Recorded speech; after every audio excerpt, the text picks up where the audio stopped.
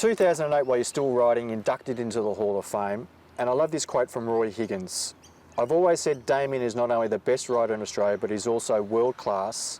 There may be equals out there around the world, but there is none better. Yeah, it feels great. I mean, especially coming from someone like Roy. It was great to be recognised so young in my career and have all my family there. Kind of feel like it's something you appreciate more post-career. Probably more grateful of it now, probably than I was probably back then as you get older. I don't want to age you here, but you're unique in one perspective because you've ridden Group 1 winners for 3 generations of one family, for Bart, Anthony and James Cummings. Does that make you feel old or just special? Feels pretty good. Cummings is a pretty famous name in Australian racing, so it's good to get one for the three generations. For Bart, we spoke about Submariner and Dane Ripper. Do you know the other one? You rode 3 for Bart. Yeah, one for only 3, really. That's 3 that I could find. Yeah. Queensland Derby, I won one on. Empire's Choice. Yeah. Well, I'm surprised it's only 3, but I rode it's a 4 lot. Actually. Sorry, it's Manicato with Dane Ripper as well. Yeah. Okay. Yeah. But won a lot of races for him. Yeah, but you know, I'm happy with that. Anthony, can you recall the 2 for Anthony? 5.5 star in the Derby. Yeah. Road to Rock in the Queen Elizabeth. Well done. Yeah. All right, we'll test you for James. Animo in the Caulfield Guineas. Yeah. What was the other one?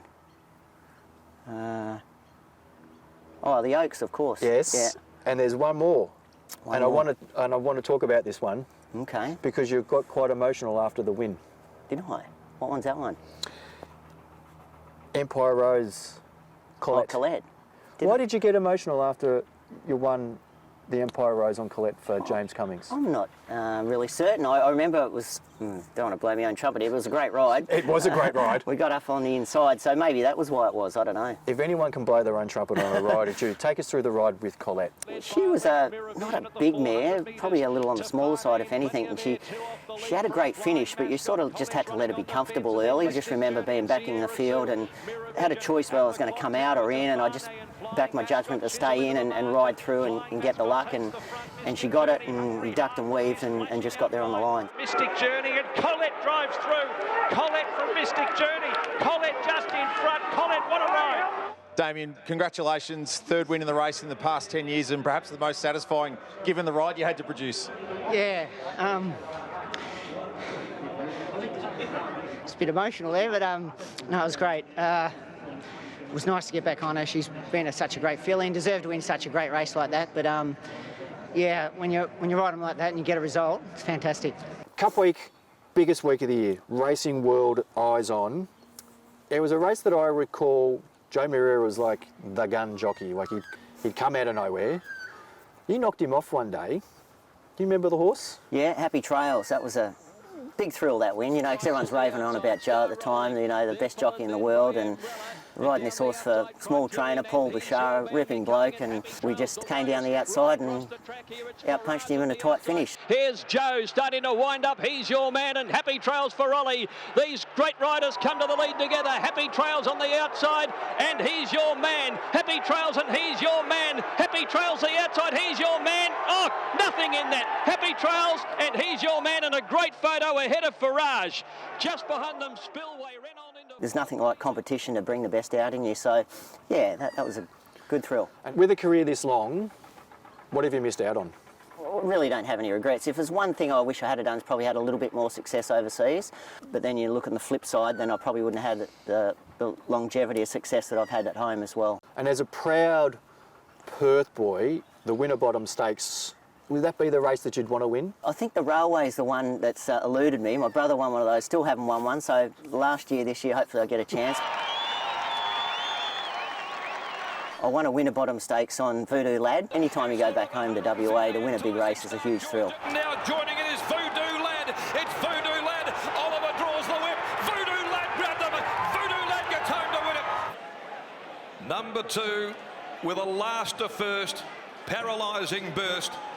Probably, arguably, in fact, definitely the best jockey ever produced from this state. How many decades have you ridden Group 1s? I started in the 90s, so 5 decades, is it? 5 decades? Yeah. And then you get on another old worries, a bit like yourself, really, Alligator Blood. He's been, you know, a couple of back injuries, been through the wars a couple of times, but Yep.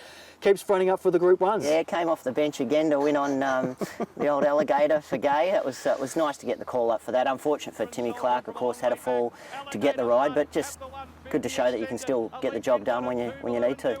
But it's Alligator Blood clear, looking to go back to back. His mighty heart gets him there. Alligator Blood's won it. It's been a day that Damien Oliver will never forget. He won on this day his first Group 1 in 1990 with Submariner. Group 1 record holder, Hall of Fame career, Grand Slam, everything a jockey could ask. But I think the greatest highlight is that the fact your peers refer to you as the GOAT. How does that make you feel? Gives you...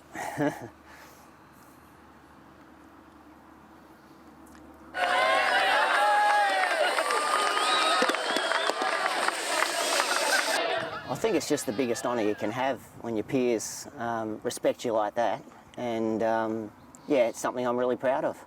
You're very private away from racing. Who are the people that have supported you most and that you would have the opportunity to thank? Well, first of all, definitely my family, my wife Trish and all the kids. They keep you really grounded. My managers that I've had over the years, Mark Van Treat, Bruce Clark, and even Glenn Darcy at the start. Probably also my good friend and business manager Neil Pinner, who's been there all the way for us as well. And all my friends, you know, I've got a lot of friends out there as well, so I'm sure I've forgotten some, but that's the immediate ones close to me, yeah. A lot of support and well wishes, and even some saying I'm going too early, but I think I'd kind of rather go too early than too late. Damien, thank you. Thanks, mate. Ta.